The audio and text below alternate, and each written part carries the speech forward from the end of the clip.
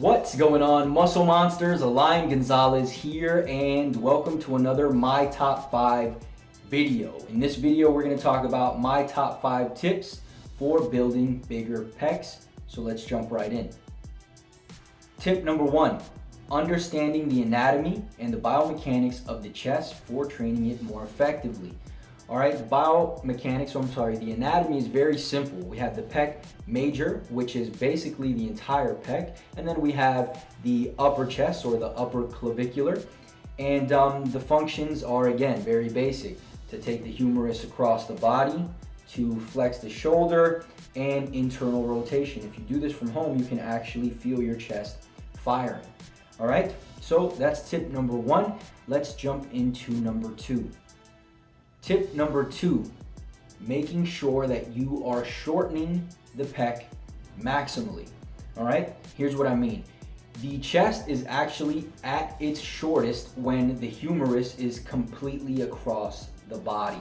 All right, and this is why, although you may not have to include chest flies into your training, someone who is finding it hard to build their chest might really want to. All right, the problem is that most people really mess this exercise up and kind of take away the whole purpose.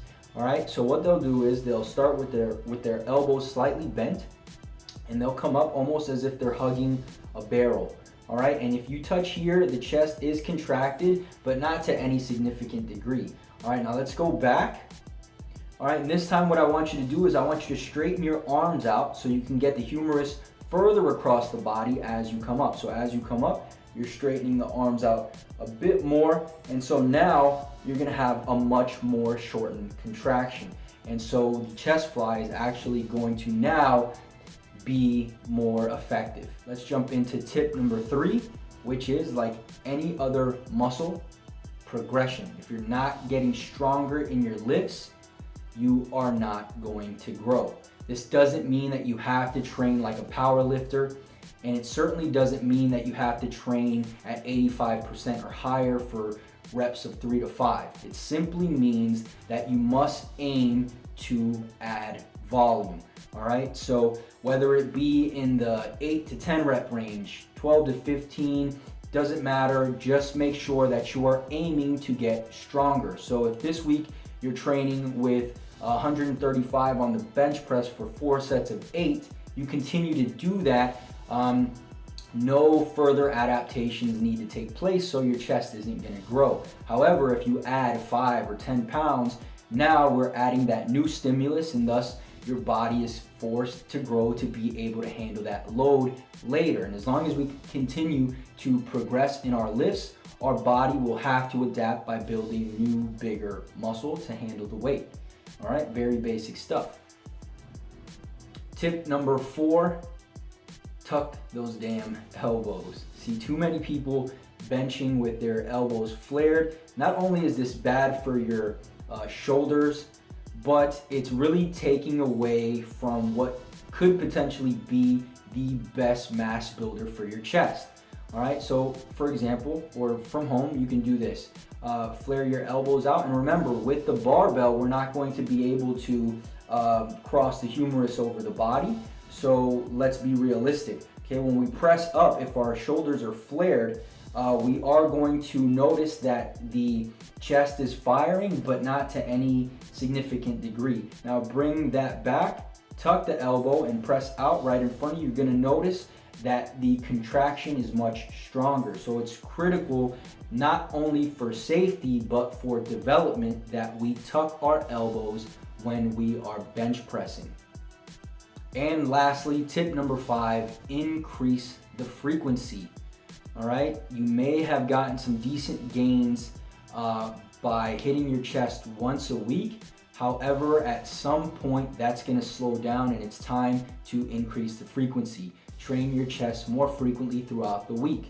So if you've been training it once, start training it twice. You've been bench pressing twice a week, start bench pressing 3 times a week. All right, this is good for a few reasons. Number 1, when you break your training up into different sessions, you're going to spend more time training the target muscle while you are primed and closer to 100%. If you take somebody, for example, who has a chest day, right? They hammer away at their chest for 12 to 16 sets. By the middle of that workout, the chest is really fatigued and not really pushing maximally, right? The effort is kind of decreased, again, because the fatigue starts to set in. Now take that person and split their sets into, 2 to 3 sessions. Most of the time that's spent training their chest is spent with less fatigue, right? So this means that the total volume at the end of the week will potentially be much higher. Another thing, of course, is elevated protein synthesis. It elevates once we train a certain muscle group for 24 to 48 hours, and then it drops down to baseline, right? So we've taken the chest and we've been essentially building muscle for a day or two, and then we don't stimulate or elevate the protein synthesis in that particular muscle group for another week. So let's look at somebody who trains it twice a week. Now they're spending more time throughout the week building muscle in their chest. Now this is very basic stuff, but it's stuff that too many people tend to ignore. I hope that was helpful. If it was, make sure to click the like button below. Make sure to grab my free chest training DVD. Again, it's completely free. All you need to do is go to the link below, put your name and your email address. You're gonna get instant access to that. You can watch the videos right away. Make sure to subscribe for more, and I'll talk to you in the next one. Peace.